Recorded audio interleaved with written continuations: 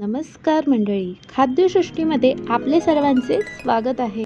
आज आपण बनवणार आहोत व्हेज बोंबील फ्राय ह्याची रेसिपी। ह्या बोंबील फ्रायमध्ये मी एक असं सिक्रेट इन्ग्रेडियंट यूज करणार आहे जे आपल्या रोजच्या घरात आपण यूज करतच असतो, जे करून ह्याचं फ्लेवर, ह्याचं टेक्स्चर अगदी बोंबील फ्राय सारखंच लागतं। हे खायला देखील एकदम कुरकुरीत लागतात। मग रेसिपीला सुरुवात करूया। सर्वात प्रथम आपण एक हिरवं वाटण बनवून घेऊया। मी इथे 7 ते 8 लसणीच्या पाकळ्या मिक्सरच्या भांड्यामध्ये घालून घेतलेले आहेत। त्यानंतर आपण ह्याच्यात घालून घेणार आहोत 10 ते 12 हिरव्या मिरच्या तोडून घेतलेल्या।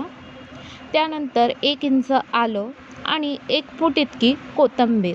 हे मी जरा जास्ती क्वांटिटीमध्ये बनवत आहे। हे आरामात 7 ते 8 दिवस फ्रीजमध्ये राहतं।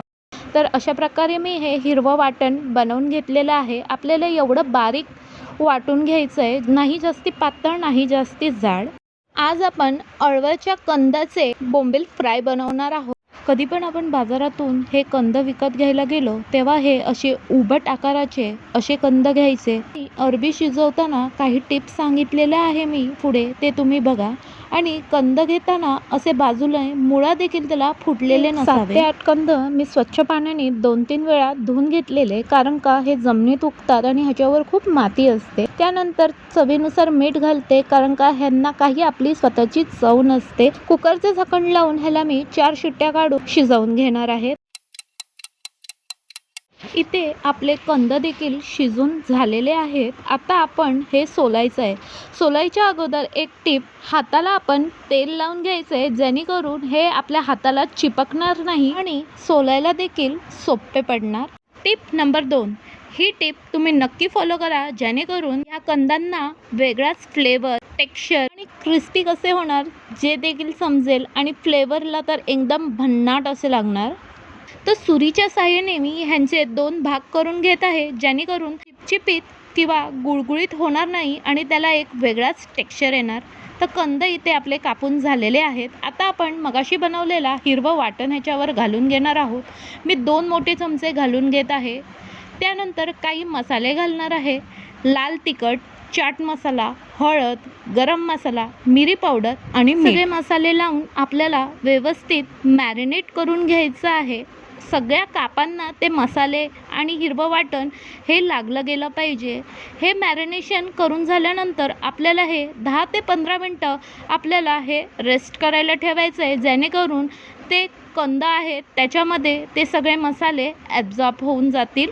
मी एक असं इन्ग्रेडियंट वापरणार आहे, ते आपल्या रोजच्या घरात आपण वापरत असतो। ते इन्ग्रेडियंट वापरून आपले हे कापं एकदम क्रिस्पी आणि कुरकुरीत बनून तयार होतील। सिक्रेट इन्ग्रेडियंटमध्ये मी 2 चमचे रवा आणि 2 चमचे असं गव्हाचं पीठ घेतलेलं आहे, ते आपण रोजच घरी वापरत असतो। चवीनुसार मीठ, हळद आणि लाल तिखट मसाला घालून घेणार आहोत। हे ऑप्शनल आहे, तुम्हाला घालायचं असेल तर तुम्ही घालू शकतात, पण ह्यांनी एक वेगळीच चव येते कवरिंगला सुद्धा। हे व्यवस्थित प्रमाणे मिक्स करून घ्यायचं आहे। त्यावेळी आपण काय करतो, आपण फक्त रव्याची कोटिंग देतो आणि तेव्हा आपण तेलामध्ये सोडतो तेव्हा रवा वेगळा होतो, कापं वेगळी होतात। तर ह्यावेळी तुम्ही अशा प्रकारे नक्की ट्राय करून बघा। तेलामध्ये अजिबात रवा तुमचा सुटणार नाही आणि कापं देखील कुरकुरीत अशी बनून तयार होतील। तर हे व्यवस्थित आपण ह्या रव्यामध्ये कोट करून घेऊया। टिप नंबर 3, ते लो टू मीडियम हीटवर तवा गरम करायला ठेवला, त्यामध्ये 2 चमचे इतकं तेल घालून घेतलं आहे आणि हळूहळू कापं सोडत आहे। इथे लक्षात ठेवायचं आहे, आपल्याला अगोदर तेल एकदम कडकडीत गरम करून घ्यायचं आहे आणि सोडताना कापं जरासं लो टू मीडियम करून घ्यायचं आहे, जेणेकरून आपली लावलेली कोटिंग आहे कापांना ती सुटणार नाही आणि ते क्रिस्पी बनायला मदत होणार।